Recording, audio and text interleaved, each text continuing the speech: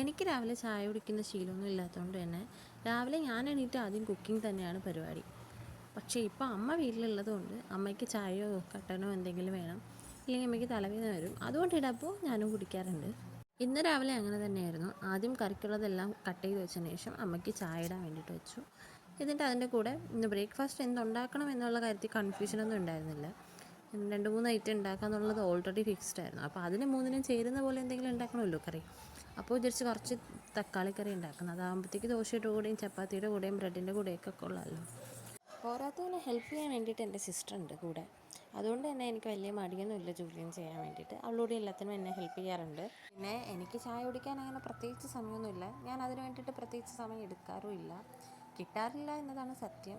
ഞാനിത് ഈ കുക്കിങ്ങിൻ്റെ ഇടയിൽ തന്നെയാണ് ചായക്ക് കുടിക്കുക. എന്നിട്ട് പിന്നെ എല്ലാവർക്കും ബ്രേക്ക്ഫാസ്റ്റൊക്കെ കൊടുത്തു. അപ്പോൾ ഇന്ന് ഇത്രയേ ഉള്ളൂ. Thanks for watching. Bye bye.